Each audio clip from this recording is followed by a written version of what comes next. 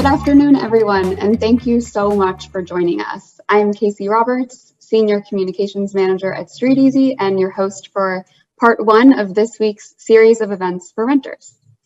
Today, we're digging into how to rent your first home in New York City. So if you're interested in signing a lease within the 5 boroughs for the first time, you have come to the right place.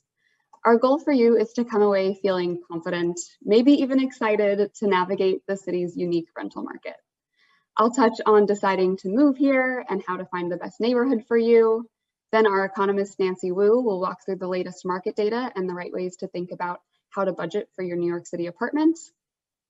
StreetEasy's VP of Real Estate Strategy and Operations, Doug Perlson, will go over the quirks and important things to know in the apartment search and application process. And finally, our head of content, Ian Port, will bring you through how you can leverage some of StreetEasy's tools to streamline and simplify your apartment search. After Ian wraps up, we'll bring everyone back together for Q&A, addressing some of the specific questions that you asked when you first RSVP'd for the event. But before we get into it, a quick plug to fill out the short survey that you'll receive directly in Zoom at the end of this webinar. And as a thank you for filling it out, you'll get access to some fun and free StreetEasy swag. Now let's get to it. So starting with the initial decision to move here. If you're deciding to make the move, I can personally attest that it is one of the best decisions that you will ever make. I moved to New York City in 2012 with plans to stay here 2 years, and here I am still in the city almost a decade later, and I can't imagine living anywhere else. But I appreciate that the process of getting here can be stressful. We're slowly transitioning back to life in the city as we knew it prior to the pandemic, as vaccination rates tick up and restrictions are lifted. But I still get the question often, is New York City dead and will it ever return to what it once was? So I'll start there with a little myth debunking. New York City is alive and well. The streets are buzzing. You may actually hear that buzz at some point during this webinar. And even more, we think the city has the potential to grow into an even better, more diverse, and more equitable version of itself in the year to come. Another very important question that we're asked about often is cost. Can I afford it? How much apartment will I be able to afford? Will I be able to live in that beautiful West Village apartment that Monica and Rachel from Friends lived in? The fact of the matter is, New York City is expensive and Monica and Rachel's apartment isn't exactly the norm.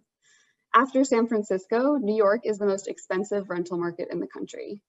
But if you've always dreamed of living here, you should not let that deter you. There are a ton of options across the city for a wide range of incomes. In your search, you will quickly learn that New York City is all about trade-offs. It's important to sit down and decide upfront, what really is non-negotiable for you. If you absolutely must live in Manhattan, the city's most expensive borough, but you're on a tight budget, you may need to sacrifice some space or that in-unit washer dryer that you've been daydreaming about. And yes, an in-unit washer dryer in New York City is a luxury, not a given. The good news is that you can still find deals in the city's recovering market. Rents have not yet returned to their pre-pandemic levels, which Nancy will dig into more in a few minutes. Another very important decision is narrowing in on a location or a set of neighborhoods that work for your needs. Each New York City neighborhood offers its own flavor, its own draws to live here, and prices can vary dramatically by neighborhood.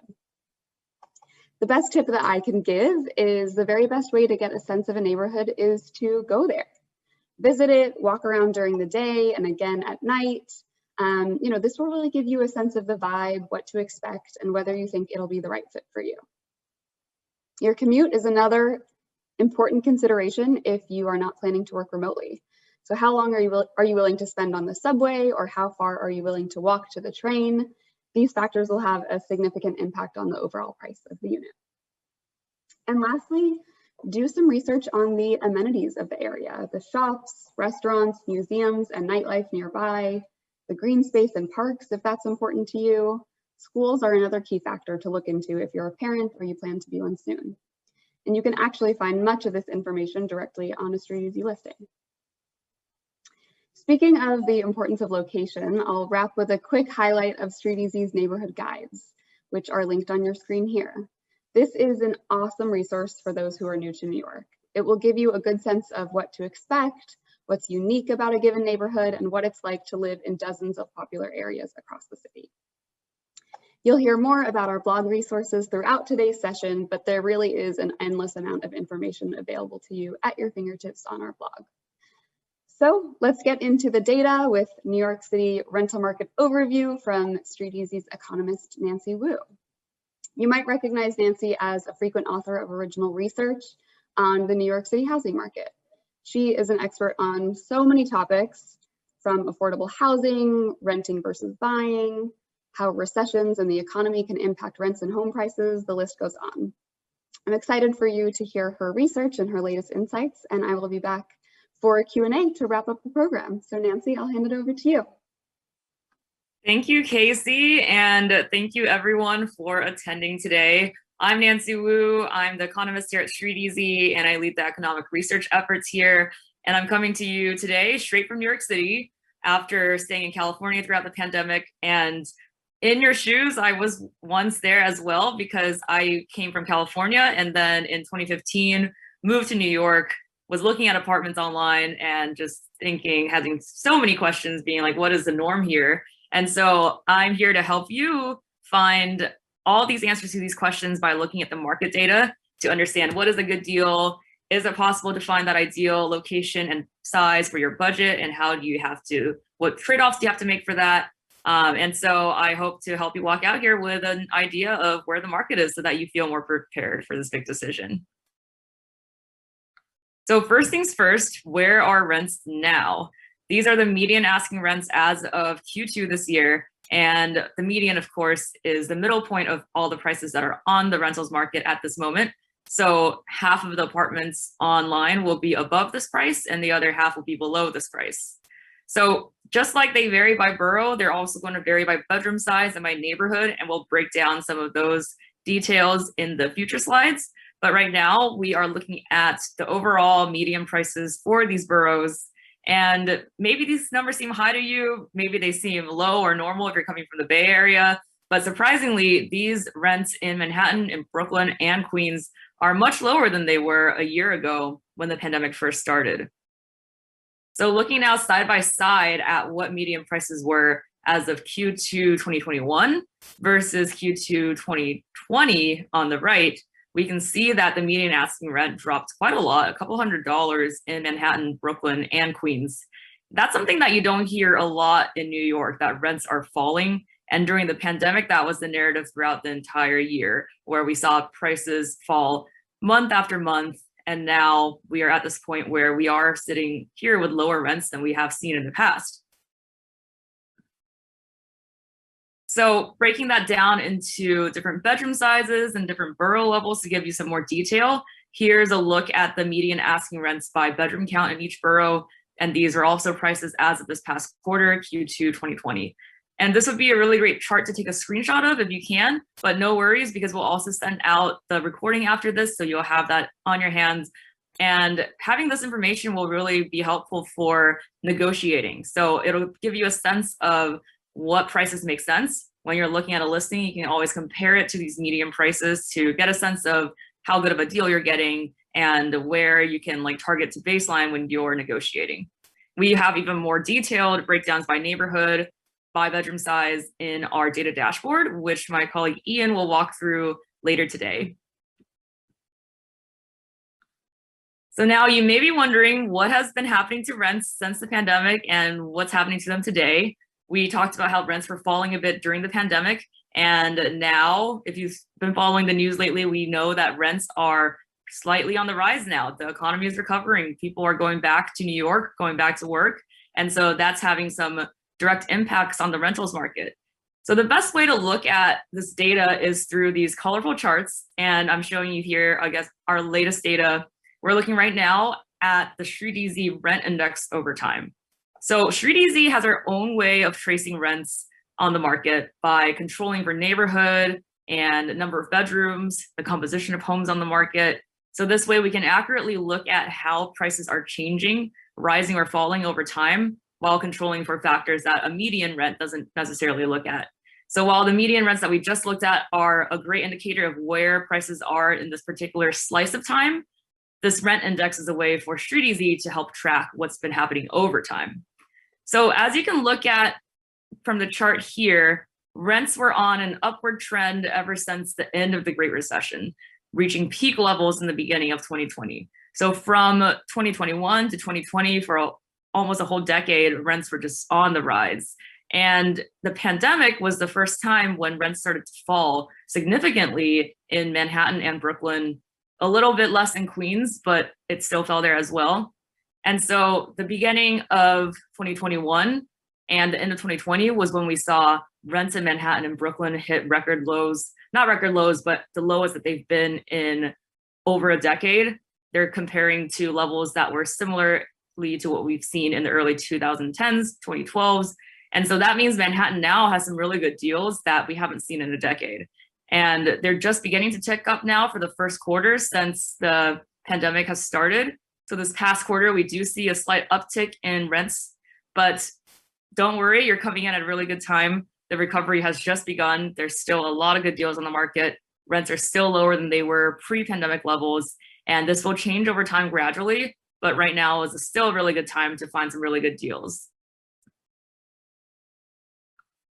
So now that we understand a bit more about where rents are and what the trends are, let's talk about how much you should budget to spend on rent. This is a question that we get a lot. If you've just started looking, you may have noticed that some apartments will ask the renter to make at least 40 times the monthly rent as their income, or it will require a guarantor. And we'll explain the guarantor part more in detail later.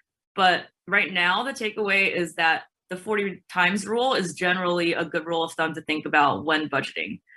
40 times your income, so dividing your income by 40 is about the same as spending 30% of your monthly income on rent. So it's generally not recommended to spend more than that on rent. But of course, in New York City, people will spend more than that for whatever reason. And there are ways to get around that to make that possible. So for example, someone who makes $65,000 a year should spend no more than $1,625 a month on rent. But looking at StreetEasy and looking around in New York, where are the $1,625 apartments? If that's your budget and you want to live alone in a studio, then that may mean looking into a longer commute into farther east in Brooklyn and Queens or north in Bronx. If you want to live in Manhattan, then that means taking on a roommate or two in order to make that work. So living in the greatest city in the world is all about trade-offs. These trade-offs are between affordability, commute time, size, roommates, and these are all considerations that we'll have to think about as you do your home search. So whatever and wherever you choose, keep in mind that there are plenty of options out there on the market at a range of prices. So when I say plenty, I mean there has never been more listings on StreetEasy than there was in this past quarter in 2021. So high supply means that you have plenty of choices as a renter to look around, to view a few, to negotiate, and there's still a lot more apartments out there than there are renters looking. So renters are in a particularly powerful place right now. Here are some examples of what you'll find that are really good deals. We have some apartments in Manhattan under the 2000 budget range. We have some apartments in Brooklyn and Queens under that range as well. And so you'll notice that some of these apartments, they are great deals, but it also says the rent here at $2,174 on this one in Flatbush.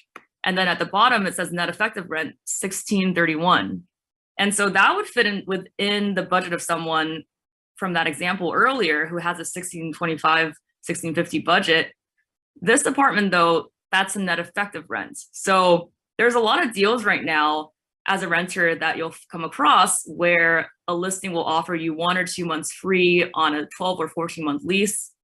And so this one is offering 3 months free on a 12-month lease. Concessions are a really great deal that is really high in frequency right now in the market.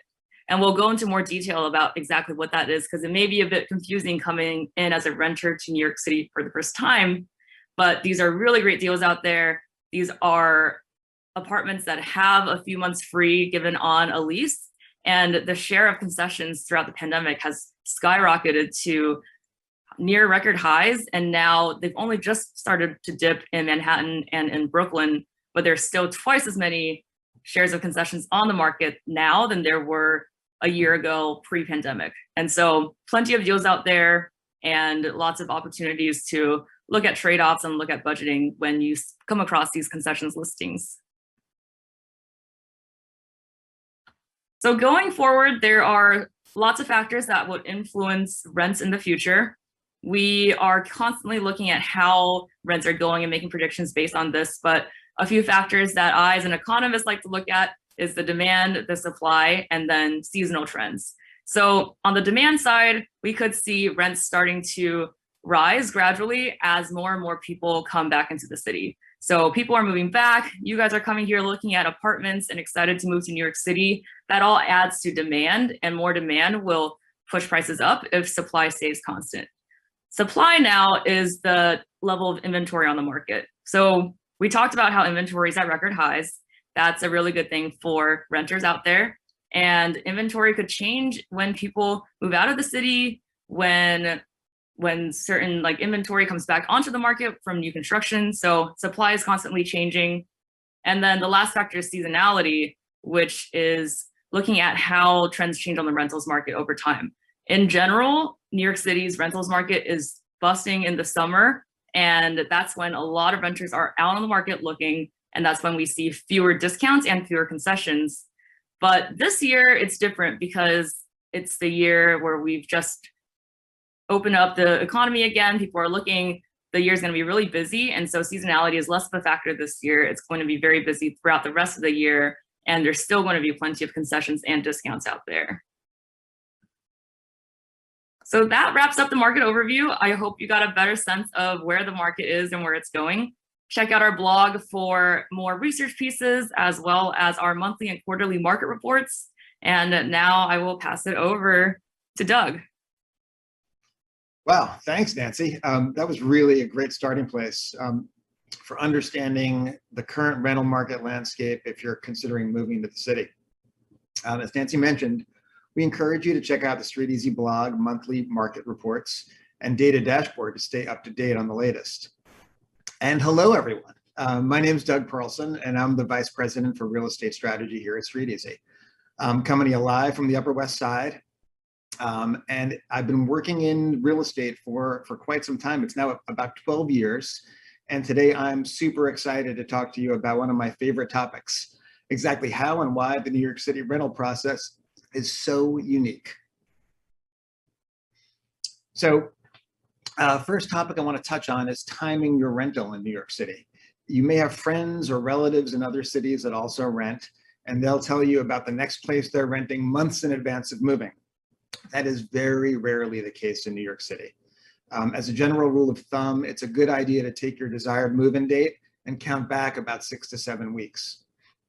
That should give you plenty of time to do some initial research on what you like, do some thorough searching, some soul searching, and allow some time for the property owner to check out your credentials when you plan your move. This also gives you some flexibility for negotiating. For any out-of-towners on the line, you need to be fully prepared to make a deal quickly. So it's even more important to have your documentation all in line and ready to present to the agent or landlord. So consider that in your timeline as well. When you're starting to shop for New York City apartments, it's helpful to understand your budget, which should be based on the monthly rent that you'll qualify for. For most apartments, landlords will require evidence of annual income that's at least 40 times the monthly rent. So take your annual income or salary before taxes, divide that by 40, and that's the max monthly rent you'll likely qualify for. So if you make $60K per year, your max monthly rent would be $1,500. Why 40X? And as Nancy mentioned before, it works out to about 1/3 of your gross income. Now, this isn't the rule for every single apartment, but it is very common, so you should be familiar with it. Landlords also want to do a credit check on you. Most of them will want to see a credit score of at least 650, but if your credit score is lower than that, you do have options. So let's talk a little about those options. If you don't make enough to qualify for the apartment you want in New York City and you don't have a credit score above 650, this is a common situation. And it's absolutely workable. People do it all the time.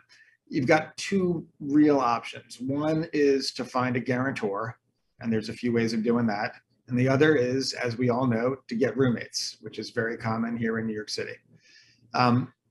In New York, many landlords will accept guarantors, and they can be family or friends who agree to be on the hook for the rent if you fail to pay.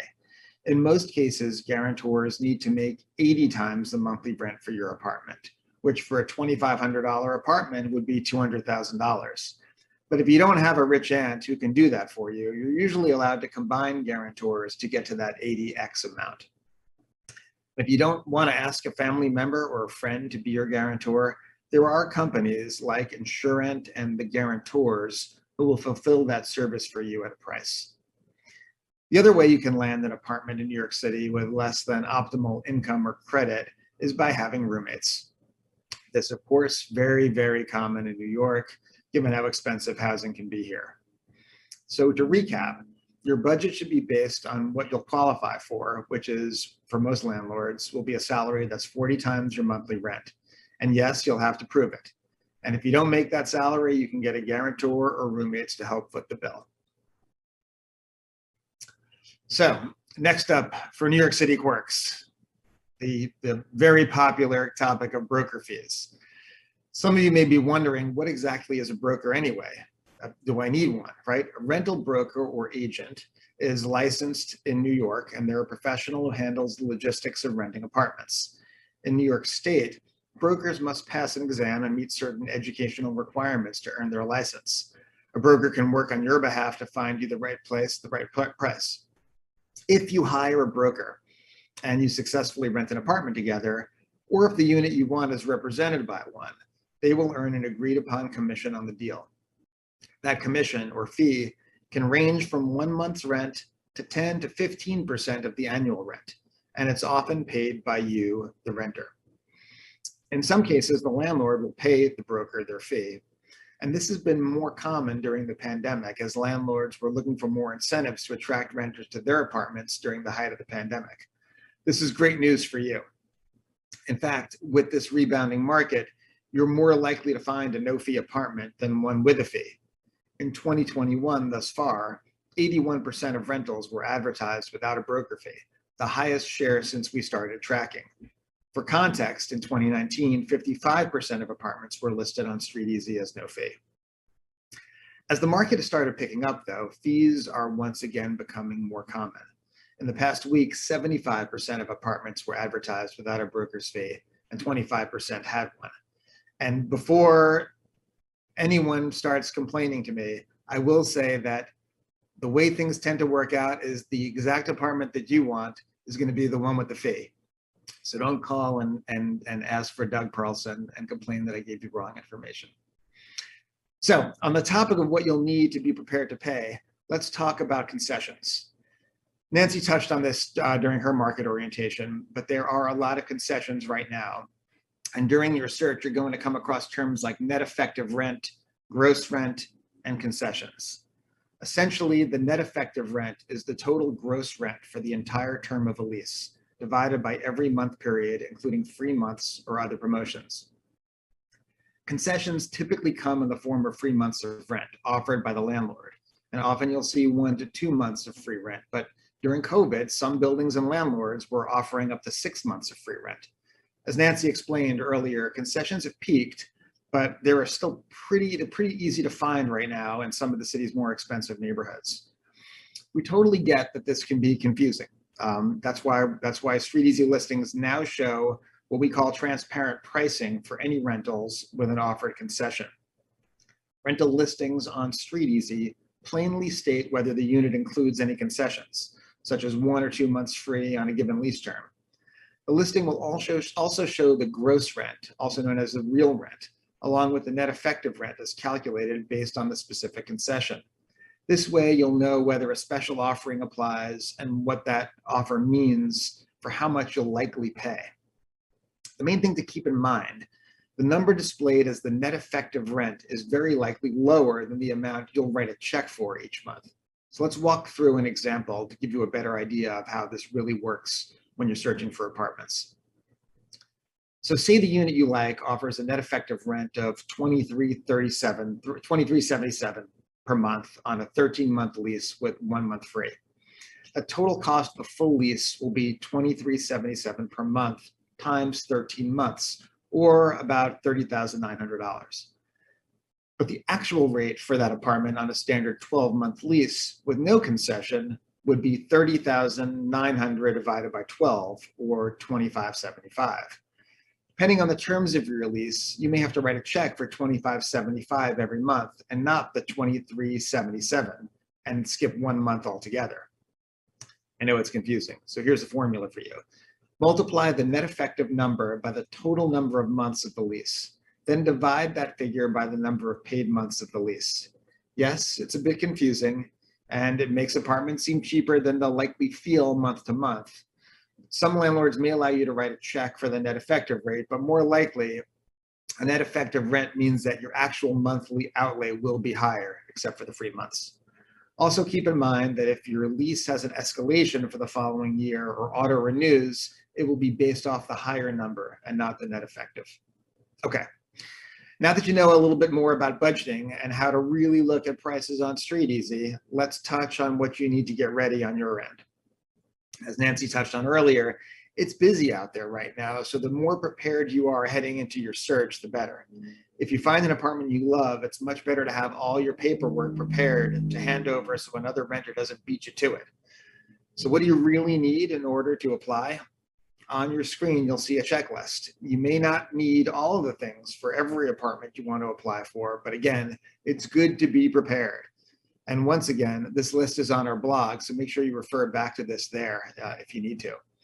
In general, you'll want to have your proof of employment, your most recent pay stubs and bank statements, copies of your recent federal tax returns, copies of 2 forms of photo ID, and also be prepared to pay the $20 application fee. Also, it's a bit more rare, but there's a chance that landlords could ask for a recommendation letter from a prior landlord, which can be super simple, but worth getting from them in advance just in case. You want to be tracking down that landlord when you've got a couple hours to get an application in. Summaries of savings accounts and liquid assets, copy of your social security card, and proof of last rent payments are also things you might get asked. If you're applying for a place with roommates or with a guarantor, everybody on that lease will likely be required to provide the same. So make sure you relay this information to them so that nothing's holding you back. So how much will you need to pay up front to get that first New York City apartment?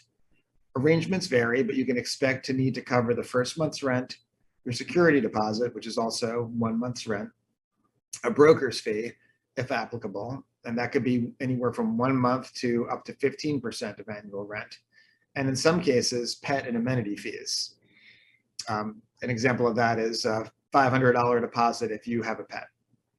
If you're renting a $2,500 no-fee apartment, your move-in costs could be as little as $5,000, $2,500 each for security and first month's rent, or it could be a lot more. I understand this is a ton of information, but I have good news. All of this exists on the StreetEasy blog, so you don't have to remember it. I definitely encourage you to check it out, and you'll find all this information and much more. Now I'm going to hand it over to Ian Port, who's going to talk through what your next steps should be and how to get prepared for your search. Take it away, Ian. All right, thank you, Doug. Hey there, I'm Ian Port, the head of content here at StreetEasy. I'm going to talk to you briefly today about how to kickstart your New York apartment search using our platform. So the first thing you should know is that StreetEasy is designed and built for New York City. We're a Zillow brand, but we're created by and for New Yorkers. And there are a few ways in which StreetEasy is uniquely well suited to the New York home search. One way is that we go through a ton of effort to make sure that the listings on our site are accurate. Now, that may seem basic if you're coming from elsewhere, but finding accurate, trustworthy listings is one of the biggest challenges of renting in New York City. You know, sometimes like an inaccurate listing can be as small as being told that a unit has a dishwasher when you find out that it doesn't. But unfortunately, you know, even bigger rental scams are pretty common in New York. And one we see a lot is the bait and switch, where someone will advertise like an amazing looking apartment for a good price. And then, you know, you go see it and they say, oh, sorry, that one's not available, but there's this one instead. And the one they show you is inevitably, you know, not as nice and has a higher price. So at StreetEasy, we have really strict policies in place that people have to follow when they're listing on our site, which really helps us keep our listings accurate. We also have a really large hardworking team of support folks who strive to ensure that if a listing of ours says it has an elevator and accepts cats but not dogs, that's really the case. Speaking of elevators, they relate to another way that StreetEasy is uniquely built for New York City, and one that can be really helpful when you're searching. At StreetEasy, we don't just have individual apartment listings. We have listings for the buildings those apartments are in as well. In fact, building pages are the foundation of our platform. And we did that because in New York, the features of your building are incredibly important. Your building determines whether you have an elevator or a laundry room or a gym or even parking if you're really, really lucky.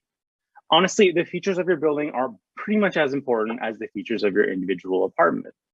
So when you're shopping on StreetEasy and you see an apartment you like, you can go to that apartment's building page and see all the features shared by units in that building, whether it's an elevator or a pet policy or a roof deck or whatever.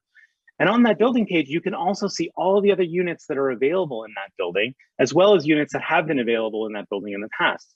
So you can compare those to the one you like. So say you're looking at apartment 5A and you're like, I don't know, is this a good deal? You can go into past listings on that building page and see what 4A rented for a few months ago or 6A before that, and compare what you're looking at with those. So you have a lot more context. And this feature can also be a lot of fun.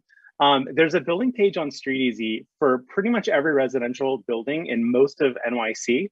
So if you're walking down the street and you see a cool building you like, you can look it up on StreetEasy and then go and look at what the units inside are like and what they cost. It makes going around the city a lot of fun. So you're probably realizing that we have a lot of data at StreetEasy on New York City apartments and buildings, which we do. And we use that data to help you tailor your apartment search. Now, maybe you're familiar with StreetEasy search filters, but if you're not, go to StreetEasy, fire up a search and take a look. Right on top of the search page, you'll see filters that correspond to the features and amenities that New Yorkers want most. So you can filter units by the ability to have pets. You can feature them by different kinds of outdoor space, different kinds of views. You can search for apartments that have guarantors or that accept guarantors or that have in-unit laundry or a doorman.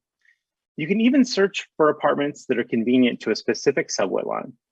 And this is really cool because there are millions of apartments in New York and thousands of them available on StreetEasy at any given time.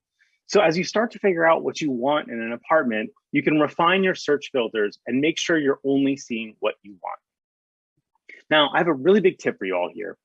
When you do figure out your ideal search, your preferred location and apartment features, make sure you save the StreetEasy search for that. There's a button to save your search right at the top of the page. And once you do that, you'll get a notification whenever a new listing hits the market that meets your search criteria. New York is big, apartment hunting can get a little competitive. So it is helpful to be immediately notified when a new place that's right for you shows up on the market. Honestly, if I have one pro tip about how to use StreetEasy to get to the hottest apartments first, that's it. Save your searches, check those searches, and when something comes on, you'll be ready to grab it. All right, I have one last piece of advice for you all. Besides the listings and building pages and filters and all that we have on StreetEasy, there's also just a ton of content that's designed to help you find a home. One great tool is our data dashboard, which has all the latest data that Nancy spoke about earlier and a whole lot more. And you might be wondering, kind of fairly, if you need all this to get an apartment. But actually knowing what's going on in the market and educating yourself really does give you an edge on the competition. Chances are that all the other people at that open house that you just went to won't know what the median price is in Williamsburg or in Flatbush or in Washington Heights. So having that in your back pocket will really help you judge whether you're getting a good deal, help you negotiate and all that. I also want to encourage you to check out the great content we have on StreetEasy Reads, which has articles covering virtually every aspect of renting, buying, and selling a home in New York. So if you want help negotiating a lease or getting an apartment without a job or with a lower credit score, or you say you want to know what it's like to live in Astoria, Queens, there's an article on our blog that will help you. So definitely go check it out. All right, well, hopefully this information has been helpful as you're getting started looking for that first apartment in New York. If you know some of this stuff already and you want some more advanced information and tips for your search, I definitely recommend joining tomorrow's session on navigating the new NYC rental market. We're going to cover how to find good deals, more on broker fees, like how to negotiate lease renewals and rent increases, and give you even more tips for using StreetEasy to find the best apartments. And you can RSVP for that 40-minute webinar right now using the link in the chat. All right, thank you all so much. I'm going to welcome everyone back now to the screen, and we'll get into some of your questions. Well, thank you so much, Ian, and welcome back, everyone. Let's hop into a handful of the questions that we received from attendees. So for our first question from Crystal, she is asking, when is the best time? So when it's less competitive, but you can still find a good selection of apartments on the market to move to New York City. So Nancy, maybe you can take this one, and Doug, if you have any other thoughts, feel free to jump in. Honestly, it's always a personal choice. There's going to be lots of inventory to choose from at any time. Right now is a really good time where we're seeing, as we saw, record high inventory on the market and not as much competition as there will be in a few months. In general, when looking at seasonality, there's more inventory in the summer and less inventory in the winter. But the winter is where you can score some really good deals, and the summer is when you'll have a lot of options. I rented my first apartment in January back in 2018, and the deals then were significantly better than what I was seeing later throughout the year. So it really depends. You can move into the city at any time, and if you look for a few weeks, looking at Street Easy a lot, you'll find some good deals out there. Yeah, I would definitely echo that sentiment.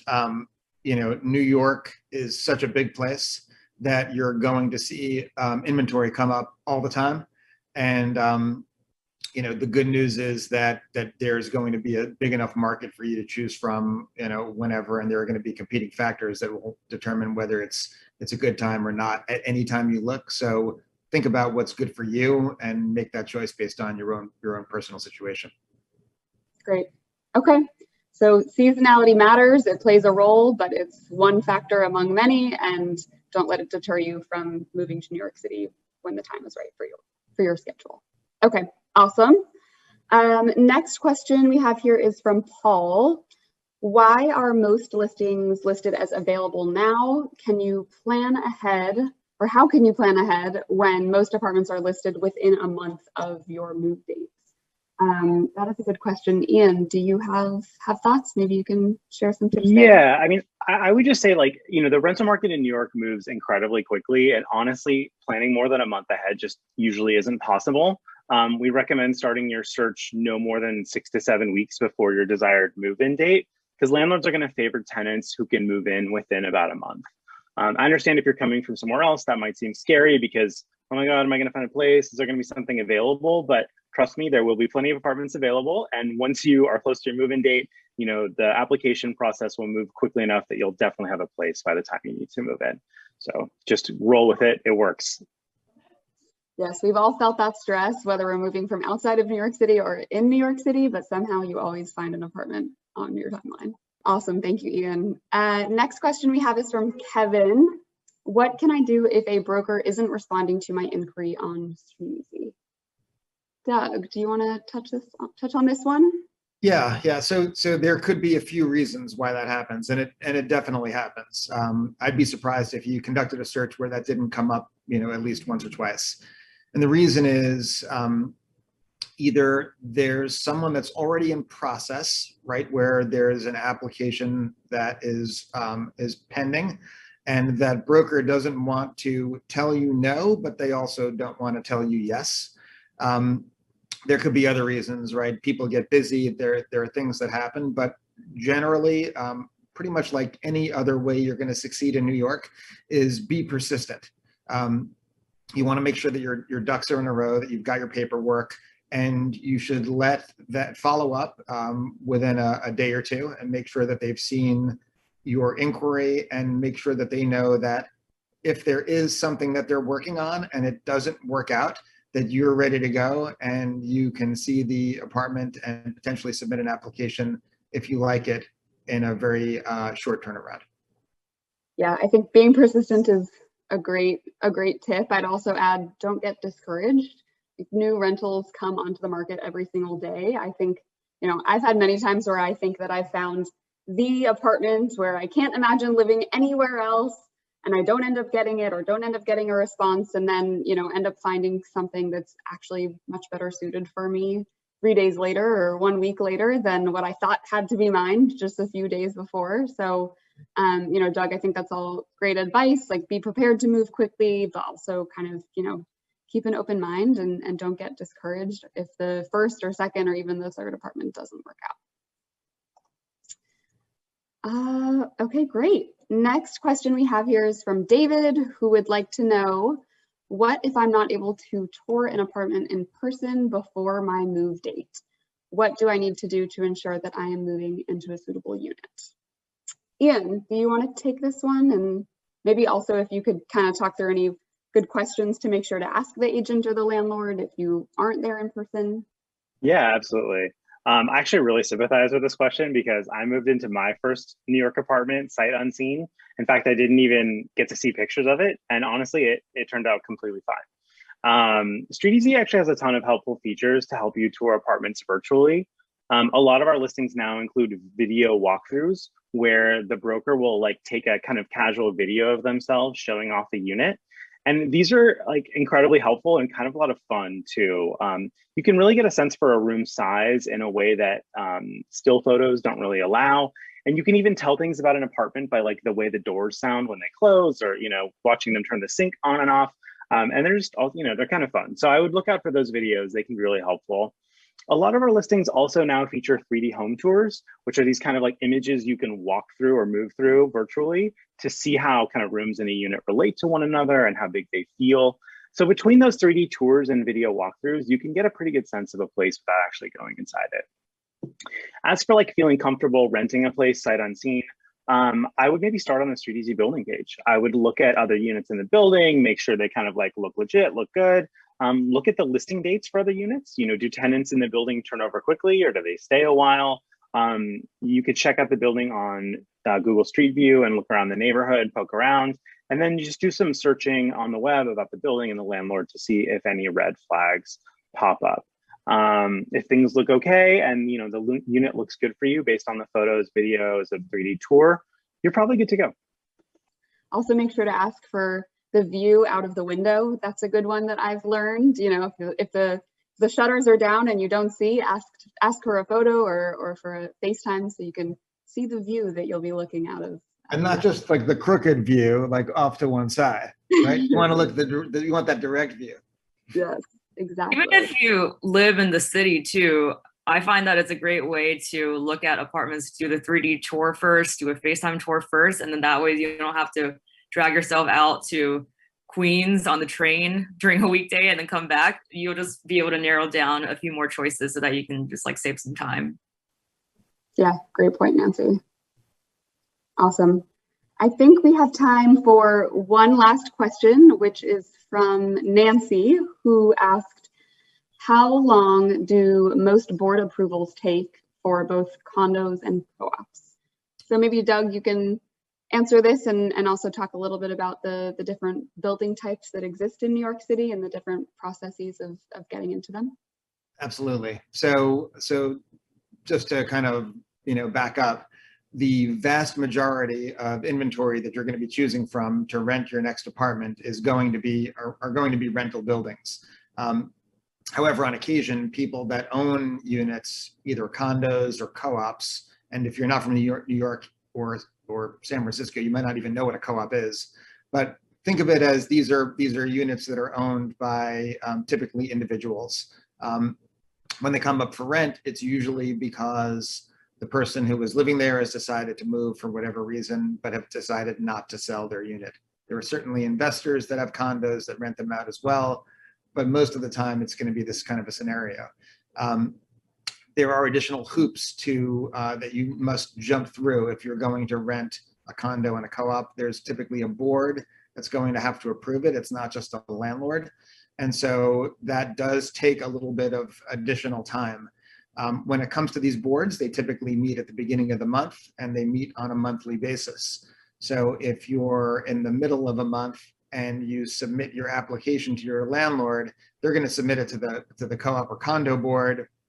And there's a good chance that you're looking at somewhere between a week to 5 weeks of additional time for that approval to come in. That said, there are some interesting opportunities for condos and co-ops that are different than a typical rental building.